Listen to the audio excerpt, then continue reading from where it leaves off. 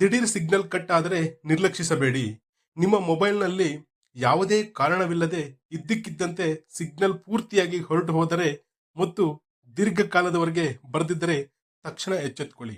ಯಾರಾದರೂ ನಿಮ್ಮ ಹೆಸರಿನಲ್ಲಿ ನಕಲಿ ಸಿಮ್ ಕಾರ್ಡ್ ಪಡೆದುಕೊಂಡಾಗ ನಿಮ್ಮ ಫೋನ್ನ ಸಿಗ್ನಲ್ ಕಟ್ ಆಗುತ್ತದೆ.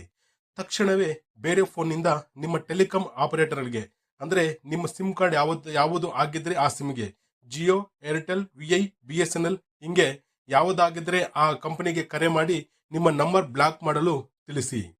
ಮುನ್ನೆಚ್ಚರಿಕೆ 2, ಸಿಮ್ ಲಾಕ್ ಸೆಟ್ಟಿಂಗ್ ಆನ್ ಮಾಡಿ.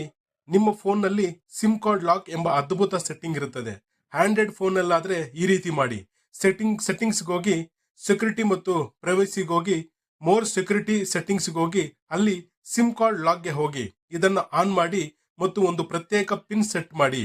ಅದೇ ರೀತಿ ಐಫೋನ್ನಲ್ಲಾದ್ರೆ ಸೆಟ್ಟಿಂಗ್ಸ್ಗೆ ಹೋಗಿ, ಸೆಲ್ಯುಲಾರ್ಗೆ ಹೋಗಿ ಅಲ್ಲಿ ಸಿಮ್ ಪಿನ್ ಆನ್ ಮಾಡಿ.